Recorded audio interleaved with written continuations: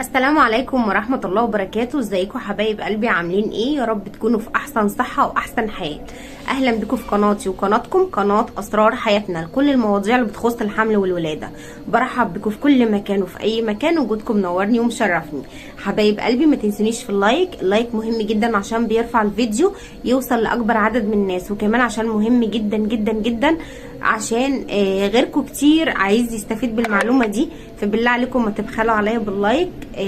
لايك حلو كده من ايديكم تحت الفيديو. اللايك لا بيكهرب ولا اللايك بفلوس ولا اي حاجة، هو يعني تكة بسيطة كده هتتكيها، بس تفاعل على الفيديو، لان الفترة اللي فاتت دي التفاعل بتاعكم قل جدا. التفاعل بتاعكم الفترة اللي فاتت دي قل جدا، ونتيجة ان التفاعل قل القناة رتشها وقع جدا. تمام، وده بيخلي ان القناة لا تقترح ولا تتشاف.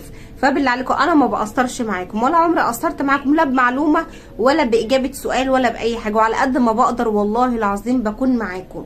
يعني انا لو عليا والله انا لو فاضية اقعد 24 ساعة ارد عليكم، لان انا بحب اساعد الناس كلها. فانتوا كمان بالله عليكم ما تقصروش في دعمكم ليا، واللايك والشير مهم جدا جدا يا احلى واغلى اخوات. هنتكلم النهارده عن موضوع مهم جدا، هنتكلم عن علامات في منطقه الثدي هتعرفك ان تم حدوث الحمل وان انت حامل على طول من بعد الدوره او من بعد ايام التبويض. العلامات دي هتكون عندك في منطقه الثدي، هتكشف لك حدوث الحمل وهتعرفك ان تم حدوث الحمل ان شاء الله باذن رب العالمين. يلا بينا كده ونسمع الكلمتين دول لانهم مهمين جدا، ولان الكلمتين دول هيفيدوكي جدا وهتعرفي منهم وتكتشفي منهم اذا كنتي حامل ولا لا. يا رب يرزقكم جميعا الذريه الصالحه ويرزق كل مشتاق يا رب العالمين، ويجعل لي دعوه مستجابه ليكم. بحبكم في الله. ويلا بينا كده ونسمع الكلمتين دول.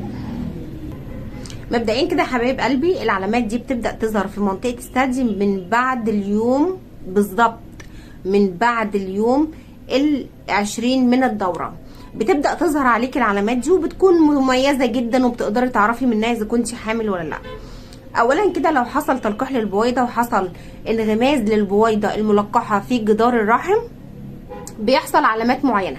اول علامه بتظهر معاكي وبتحصل وبتعرفك ان تم انغماس البويضه الملقحه في جدار الرحم، ان بيبدا يحصل معاكي نزول قطره من الدم، ودي بتحصل عند نسبة 90% من السيدات. مش هنقول لكم نسبة 100%، لا هي نسبة 90% من السيدات بتنزل عليهم نقطة دم او قطرة من الدم بيكون لونها فاتح.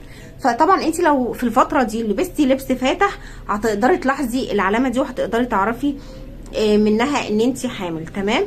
طيب العلامه دي بتكون برضو مؤكده وبتعرفك ان تم حدوث الحمل.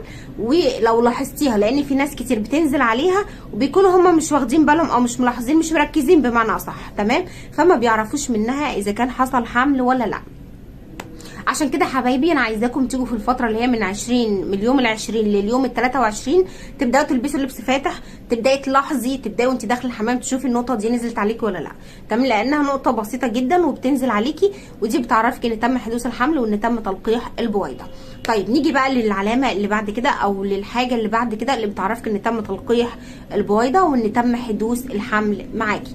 العلامات بقى اللي انا هقولها دلوقتي، العلامات دي بتكمن في منطقه الصدر او منطقه الثدي. تمام، دي بتعرفك ان تم تلقيح البويضه وان تم حدوث الحمل ان شاء الله بمشيئه ربنا. اول حاجه حبايبي انا حابه ان انا اقولها وحابه ان انا اعرفها لكم ان وده يعني حاجه مهمه جدا، يعني انا حابه ان انا اقولها لكم ان الاعراض دي بتبدا تظهر معاكي من اليوم ال20 من الدوره لحد اليوم يعتبر ال28 او قبل ميعاد الدوره بيومين. تمام، وبتستمر معاكي لو انت حامل، لكن لو الدوره جت خلاص الاعراض دي كلها بتروح من عندك. طيب ايه هي الاعراض بقى او ايه هي العلامات اللي هتعرفك ان تم حدوث الحمل او تم تلقيح البويضه؟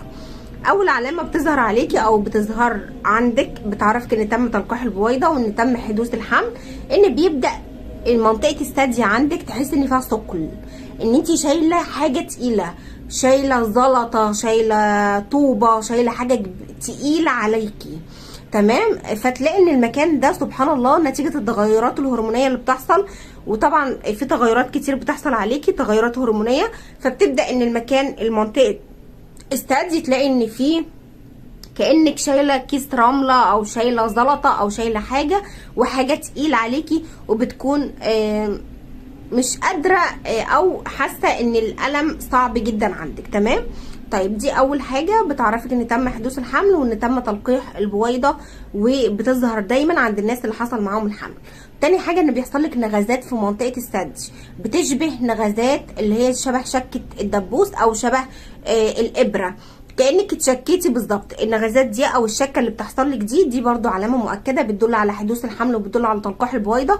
بتبدا تظهر لك او تحصل لك في منطقه حلمه الثدي او الهاله اللي حوالين الثدي، فبتبدا تظهر معاكي العلامه دي، ودي علامه برضو مؤكده بتدل على تلقيح البويضه وبتدل على حدوث الحمل، وهي من اقوى العلامات اللي بتدل على حدوث الحمل وتلقيح البويضه. تمام. طيب تالت حاجه ان بيبدا لون الحلمه بتاعت الثدي او لون الهاله اللي حوالين الثدي بيتغير ازاي؟ بتلاقي لونها احمر او لونها اسمر. تمام. او اغمقت عن الطبيعي، لونها اغماء عن الطبيعي. ده برضو علامه مؤكده بتدل على تلقيح البويضه وبتدل على حدوث الحمل، وهي من ضمن العلامات المؤكده اللي بتعرفك ان تم تلقيح البويضه وان تم حدوث الحمل معاكي. طيب بتحسي الحاجه اللي بعد كده، بتحسي ان في فوران في الثدي. ازاي بقى ان في فوران؟ تحسس، مش طايقه المكان ده، فتلاقي المكان عندك كأن في فوران او في تقل وتحسس ومش طايقه المكان، حتى اما تيجي تلمسي المكان انت ما بتكونيش قادره تلمسي المكان. فده برضو علامه بتدل على تلقيح البويضه وبتدل على حدوث الحمل وبتدل على تخصيب البويضه، لان طبعا تخصيب البويضه اما بيحصل والبويضه تتلقح وتنزل تستقر في منطقه الرحم، عمليه التلقيح والاستقرار في منطقه الرحم دي بينتج عنها تغيرات هرمونيه، فالتغيرات الهرمونيه بينتج عنها ظهور العلامات اللي انا قلتها لك دي. طيب نيجي بقى للعلامه اللي بعد كده، ان انت بيبدا يحصل معاكي ان منطقه الثدي نفسها بتلاقي ان فيها زي حبوب بيضه بتنطر كده، وساعات بتظهر عند ناس وساعات لا. الحبوب البيضه اللي بتنطر دي تغيرات هرمونيه بتحصل في الجسم، فبينتج عنها ظهور حبوب بيضه وبتظهر عندك في منطقه الثدي، ودي برده علامه بتدل على تلقيح البويضه وبتدل على حدوث الحمل. نيجي للعلامه اللي بعد كده، ان بتبداي تحسي ان في عروق نطرت، العروق بتاعت منطقه الثدي بتنطر، او يعني تحس ان العروق ظهرت برزت عن مكانها. تمام. فالعروق الزرقاء دي لما تحس ان هي ظهرت او برزت عن مكانها، دي برضو علامه بتدل على تلقيح البويضه وبتدل على حدوث الحمل. يبقى النغزات في منطقه الثدي، تغيير لون حلمه الثدي، ان في عروق اللي في الثدي دي ممكن تظهر او تنطر، بتلاقي ان في فوران في منطقه الثدي، تقل كانك شايل حاجه تقيله في منطقه الثدي، بتلاقي نفسك كمان ان بيبدا يحصل كان في حراره او سخونيه بتطلع من المكان ده. تمام. كل دي علامات بتدل على تلقيح البويضه وبتدل على حدوث الحمل عندك ان شاء الله لو لاحظتيها او شفتيها عندك. بكده انا خلصت الفيديو بتاع النهارده. اترككم في رعايه الله واترككم في حفظ الله. دمتم بالف صحه سالمين عافيين، الى ان نلتقي في فيديو قادم ان شاء الله. والسلام عليكم ورحمه الله وبركاته.